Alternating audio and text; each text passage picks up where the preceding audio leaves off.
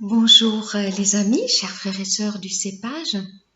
Je vous invite à écouter un message que j'ai intitulé « Ouvre les yeux de mon cœur ». Un homme est assis sur le bord du chemin. Il ne fait pas partie des autres. Il est exclu car il est différent. Tous les autres sont en mouvement, en marche. Lui, il est en arrêt. Il entend les gens passer, mais il est incapable de se joindre à eux. La vie passe devant lui, mais il ne peut pas la saisir. Il est différent, handicapé, il est aveugle. Autour de lui et en lui, tout est noir. Lisons ensemble dans l'évangile de Marc, chapitre 10, de 46 à 52. Ils arrivèrent à Jéricho. Jésus et ses disciples sortaient de la ville, accompagnés d'une foule nombreuse. Bartimée, fils de Timée, un mendiant aveugle, était assis au bord du chemin. Lorsqu'il entendit que c'était Jésus de Nazareth, il se mit à crier « Jésus, fils de David, aie pitié de moi !» Mais beaucoup le rabrouaient pour le faire taire. Lui, cependant, criait de plus belle « Fils de David, aie pitié de moi !» Jésus s'arrêta et dit « Appelez-le ». On appela l'aveugle en lui disant « Courage, lève-toi, il t'appelle ». À ces mots, il jeta son manteau, se leva d'un bond et vint vers Jésus. Jésus lui dit « Que veux-tu que je fasse pour toi ?» « Maître, lui répondit l'aveugle, fais que je puisse voir. »« Va, lui dit Jésus, parce que tu as cru en moi, tu es guéri. » Aussitôt, il recouvra la vue et suivit Jésus sur le chemin. Ce récit fait partie d'une série de récits du Nouveau Testament que j'aimais beaucoup lire à nos enfants quand ils étaient encore petits. Et pour le faire, j'utilisais la Bible illustrée Grains de Bible avec des illustrations de Kees de Kort. Et je me permets, tout en m'adressant à un public adulte aujourd'hui, d'en montrer quelques images qui sont bien expressifs et qui peuvent nous aider à mieux imaginer et saisir ce qui s'est passé ce jour-là à Jéricho, quand l'aveugle Bartimée rencontra Jésus. La scène se passe en Judée, à la sortie de Jéricho. Jésus est entouré d'une foule et de ses disciples, et il est en route vers Jérusalem, où il va mourir sur la croix. Dans l'évangile de Marc, nous trouvons 2 guérisons d'aveugles.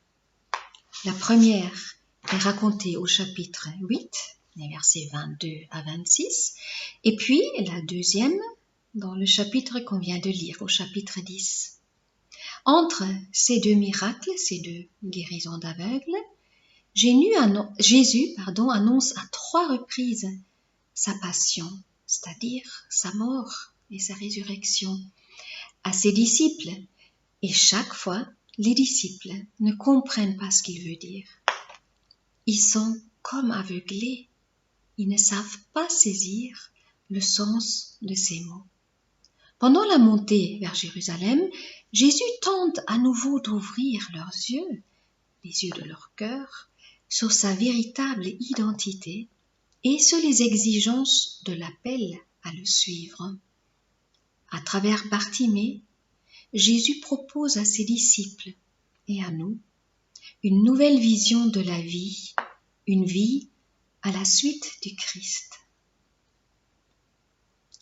Nous allons voir cette guérison en 3 actes. Premièrement, il y a l'écoute et le cri au secours. Deuxièmement, il y a l'appel de Jésus. Et finalement, la réponse à l'appel. Donc, premier acte, c'est l'écoute, versets 46 à 48, le cri au secours. Quelle est la situation concrète de Bartimée au début du récit ? Il est plongé dans les ténèbres, aveugle. Il n'est pas capable de travailler pour gagner sa vie. Donc, il mendie.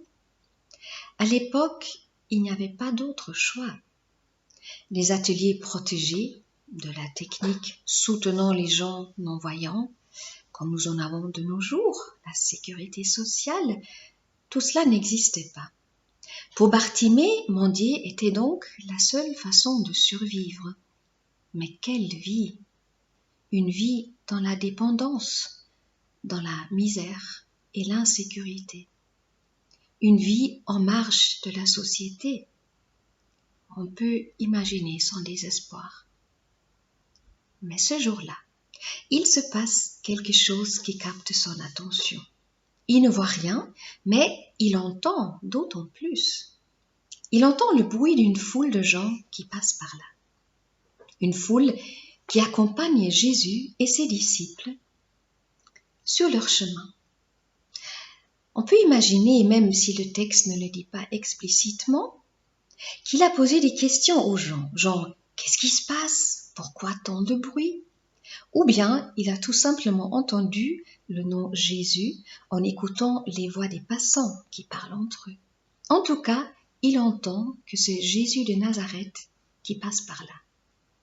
Et il a forcément entendu parler de lui avant, entendu parler de ses miracles, peut-être même de ses enseignements. Et il a dû réfléchir sur la personne de Jésus, se faire un avis. Sinon, il ne pourrait pas prononcer les mots qu'il adresse à Jésus dans son cri au secours. « Jésus, fils de David, aie pitié de moi. »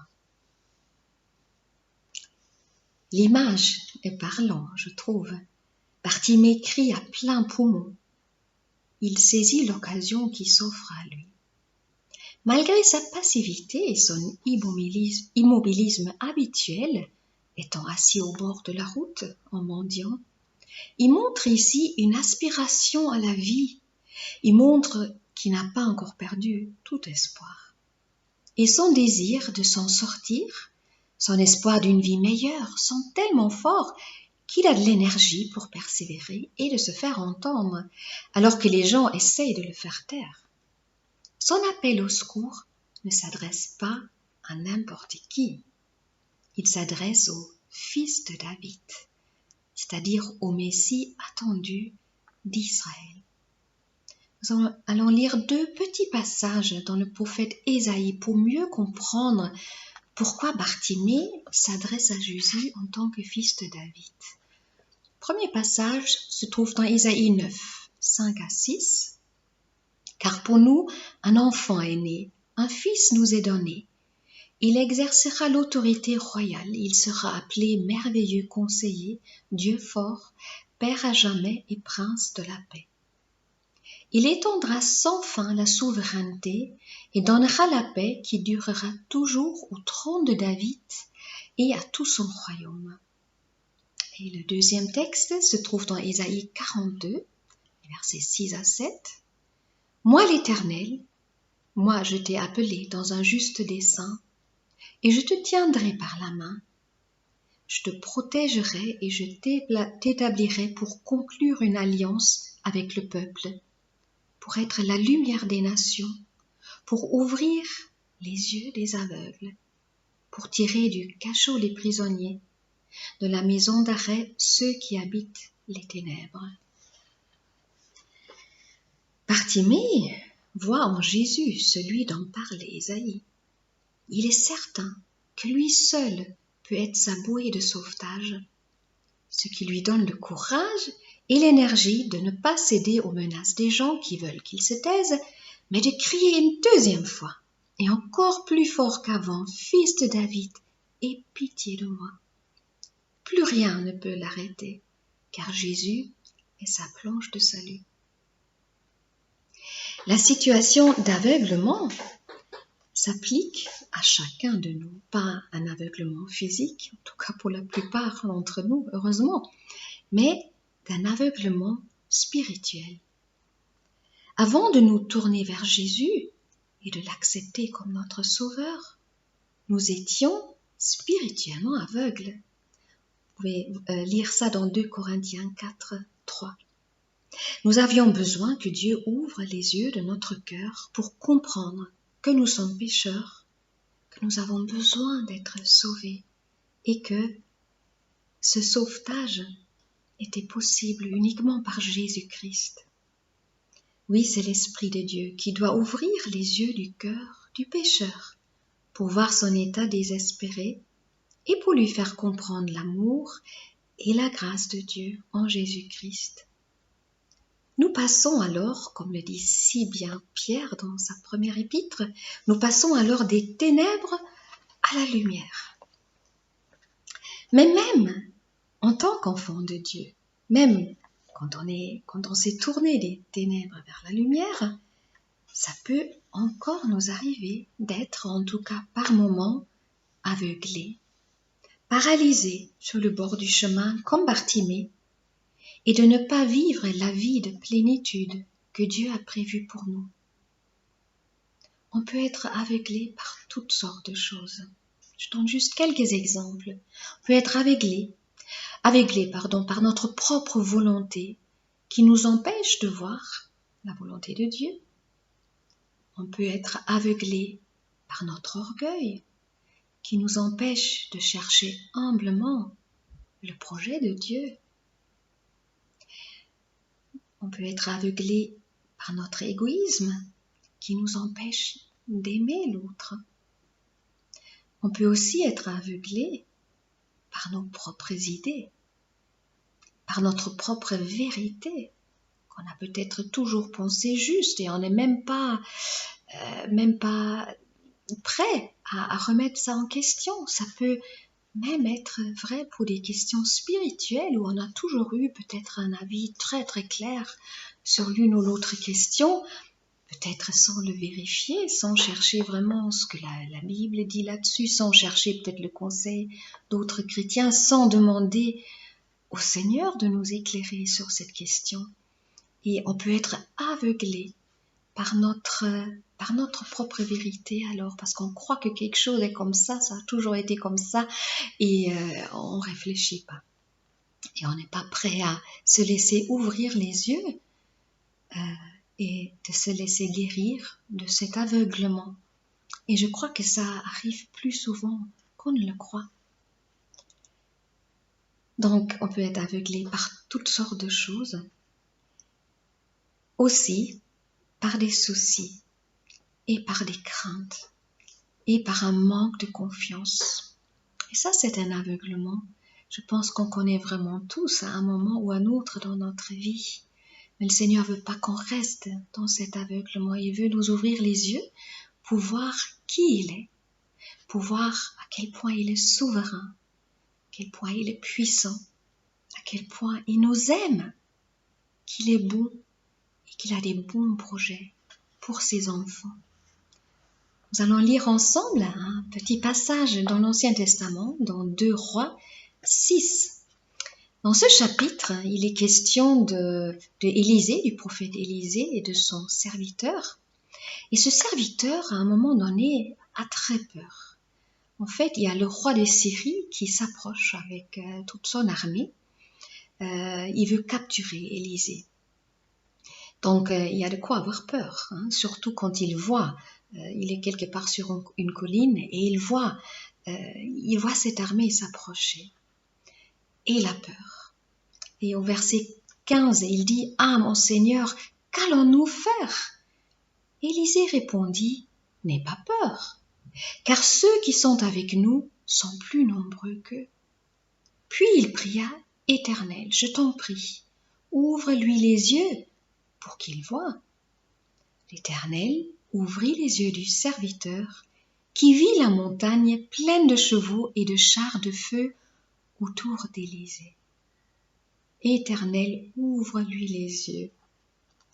Ouais, on a aussi besoin, par moment, que le Seigneur nous ouvre les yeux de notre cœur pour qu'on puisse voir les vérités spirituelles. On est parfois coincé dans ce qu'on voit de manière matérielle dans notre vie. Et ça peut nous aveugler.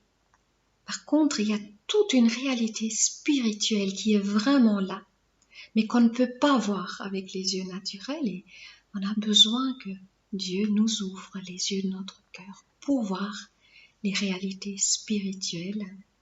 Et quand on est aveuglé, entre autres, par la peur ou par le souci, alors faisons ce pas, allons vers le Seigneur, allons lui dire, s'il te plaît Seigneur, ouvre les yeux de mon cœur. Retournons à notre récit, à notre histoire de Bartimée. Nous avons vu donc au début ce cri au secours. Maintenant, deuxième scène, deuxième acte, c'est l'appel de Jésus. Verset 49. Jésus s'arrêta et dit, appelez-le. On appela l'aveugle en lui disant, courage, lève-toi, il t'appelle. Subitement, on a l'impression de pouvoir entendre voler une mouche. Au milieu du bruit animé de la foule, Jésus s'arrête. Le cri de Bartimée l'a touché. Il ne poursuit pas sa route. Il se laisse toucher par ce cri de détresse. Il s'arrête pour marquer son attention qui se porte à présent entièrement sur cet homme aveugle. On imagine un grand silence. Qu'est-ce qui va se passer? Jésus s'adresse aux gens qui l'entourent et qui, quelques secondes plus tôt, voulaient encore étouffer le cri au secours du pauvre homme. Appelez-le. Son appel est relayé par les disciples et la foule qui suit Jésus, donc ceux et celles qui ont entendu l'appel du Messie et ont commencé à y répondre en marchant derrière lui. Et ils obéissent et disent à Bartimée, « Courage, lève-toi, il t'appelle. » De quel courage peut-il s'agir? Le courage de faire face à la foule, au monde en face de lui, dont il est exclu. Le courage de se mettre debout, lui qui est assis depuis si longtemps. Le courage de répondre à l'appel. Sans doute tout cela. Mais cet appel est aussi un encouragement à mettre sa confiance en Jésus. C'est toujours notre mission aujourd'hui. En tant que chrétiens qui ont mis leur confiance en Jésus-Christ, nous avons la mission d'inviter nos contemporains, ceux qui sont encore spirituellement aveugles, à mettre leur foi dans ce Sauveur extraordinaire. Nous sommes censés transmettre l'appel du Seigneur. Nous sommes ambassadeurs du Christ, comme l'exprime si bien l'apôtre Paul dans 2 Corinthiens 5, verset 20. Nous faisons donc fonction d'ambassadeurs au nom du Christ, comme si Dieu adressait par nous cette invitation aux hommes. C'est au nom du Christ que nous vous en supplions, soyez réconciliés avec Dieu. Revenons à notre récit. Après le cri au secours, après l'appel, il y a la réponse à l'appel. Verset 50. À ces mots, il jeta son manteau, se leva d'un bond et vint vers Jésus. Bartimée réagit promptement. Il n'y a aucune hésitation. Suite à l'appel, il jette son manteau, son unique bien, qui constituait jusqu'ici sa protection relative, son semblant de sécurité. On comprend clairement qu'il fait confiance à Jésus et que tout le reste ne compte plus. Il se lève d'un bond et court vers Jésus. Il rassemble toute son énergie et mise toute sa vie sur Jésus. Sa confiance est absolue. Jésus lui dit, « Que veux-tu que je fasse pour toi ?»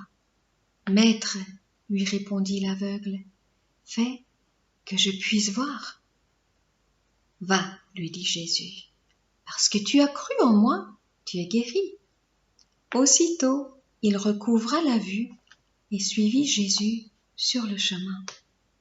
« Que veux-tu que je fasse pour toi ?» Cette question de Jésus peut nous surprendre. N'est-ce pas évident ce que Bartimée désire? Pourquoi lui poser cette question?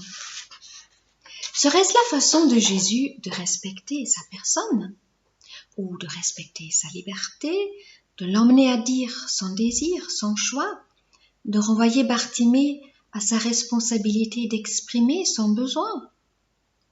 Jésus ouvre le dialogue avec Bartimée avec cette question et manifeste par là que Dieu entend nouer une relation personnelle avec ceux qu'il appelle. Il sollicite la liberté de chacun et suscite une réponse déterminée. Il faut désirer le salut et croire que Jésus est celui qui peut procurer ce salut. Luc 1, les versets 78 à 79. Car notre Dieu est plein de compassion et de bonté.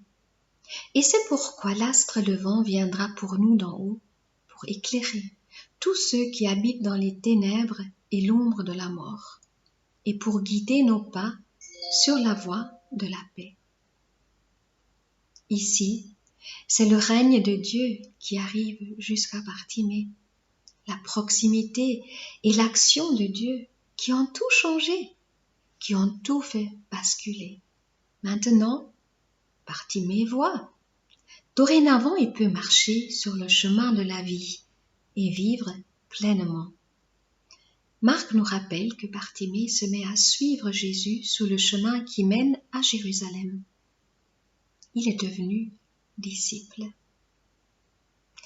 À travers Bartimée, Jésus propose à ses disciples et à nous une nouvelle vision de la vie, une vie à la suite du Christ. Venons régulièrement à Jésus avec cette prière sincère. Ouvre les yeux de mon cœur, Seigneur, guéris-moi de mes aveuglements pour saisir pleinement ta vie et te suivre dans la lumière.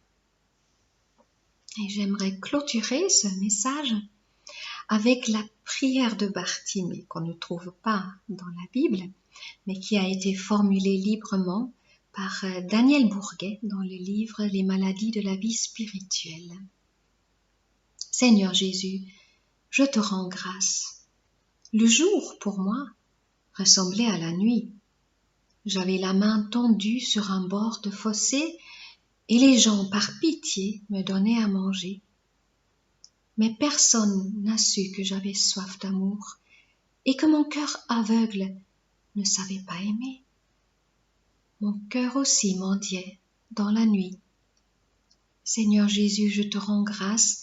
Toi seul as su poser ton regard sur mon cœur. Toi seul as découvert combien j'étais malade. Alors j'ai pu te demander de me donner devoir pour quitter le fossé et marcher sur tes pas. Seigneur Jésus, je te rends grâce. En me donnant devoir, tu as touché mon cœur. Tu l'as ouvert à une autre lumière.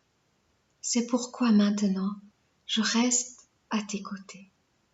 En toi rayonne la véritable lumière. Amen.